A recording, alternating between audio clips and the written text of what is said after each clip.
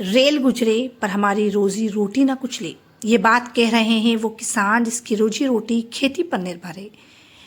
Indore Budhni rail परियोजना से प्रभावित किसानों ने देवास जिले के कलवार ग्राम में अपने हक और मुआवजे की मांग को लेकर 45 दिन से अनशन पर बैठे हैं।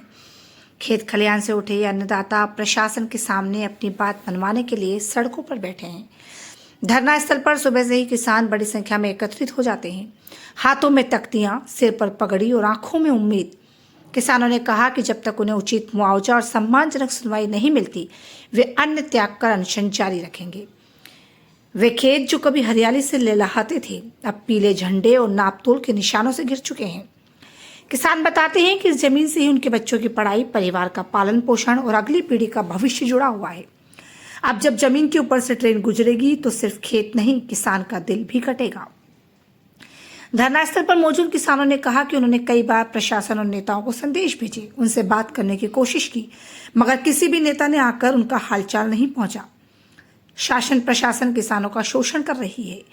अनशन स्थल पर कालापाटा से कलवार घाट के साथ ही आसपास के ग्रामीण, सैकड़ों बच्चे, पुरुष सहित सैकड़ों किसान अब लगातार पहुंच रहे हैं और अनशन जारी रखने की बात कह रहे हैं। किसानों का कहना है कि हम दिन रात खुले आसमान के नीचे बैठे हैं, लेकिन जिन पर भरोसा किया वे ही गायब हैं।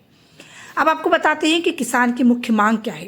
किसानों का कहना है कि जो कलवार घाट से धनतलाव घाट की चैनज 44-66 किलोमीटर से 84.8 किलोमीटर तक डाइवर्ट विषय पर विचार करने की बात किसान ने कही।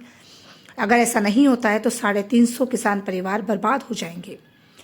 दूसरा, जो चैनल 66 किलोमीटर से 84.8 किलोमीटर के रूट पर प्रस्तावित स्टेशनों के बिना वाया डक्ट निर्मित कर रेल लाइन निकाली जाए, जिससे कृषकों की उपजाऊ जमीन को बचाया जा सके एवं राजपत्र में अधिग्रहित तथा वाया डक्ट में अधिग्रहित भूमि का व्यवहार मूल्य के आधार पर पर्याप्त एवं सम्मानजनक मुआवजा राशि किसानों को दी जाए।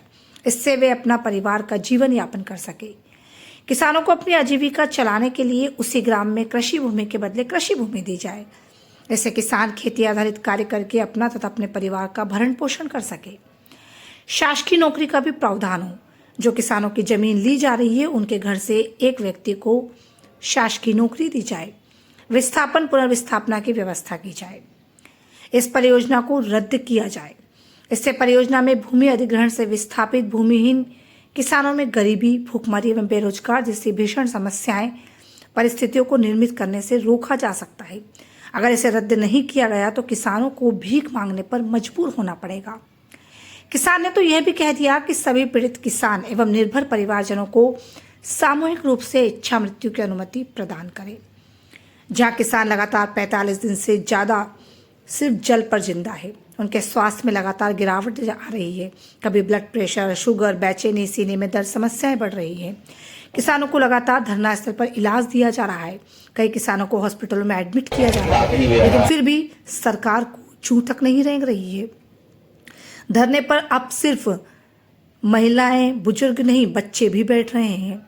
वो लोग जिन्हें अपने भविष्य की चिंता है, वो बच्चे जो अपने भविष्य को अंधकार में देख रहे हैं, वो भी अब धरना स्थल पर लगातार पहुंच रहे हैं। आपको बता दें कि बागली, खातेगांव और हाटपिपल्या से किसान जत्थों के रूप में पहुंच रहे हैं।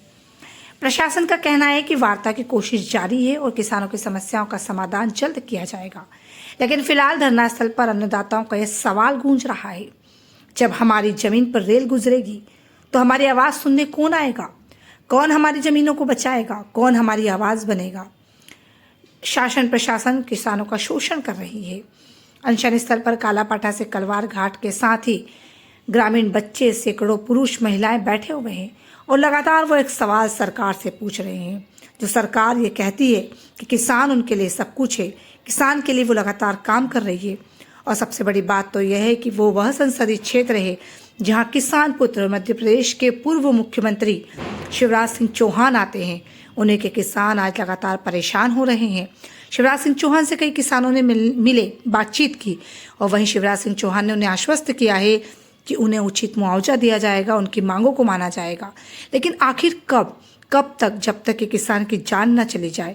ऐसा पहले भी कई बार हुआ है जब कई किसानों ने जमीनों के पीछे अपनी जान खो दी है और एक बार फिर ऐसा ही मामला अब कलवार में देखने को मिल रहा है। पर देखना होगा कि आखिर कौन अब किसानों की हक की लड़ाई लड़ेगा और कौन इनकी आवाज़ अब शासन प्रशासन तक पहुंचाएगा। फिलहाल के लिए इतना ही। देखते रहिए सोशल वायरल न्यूज़।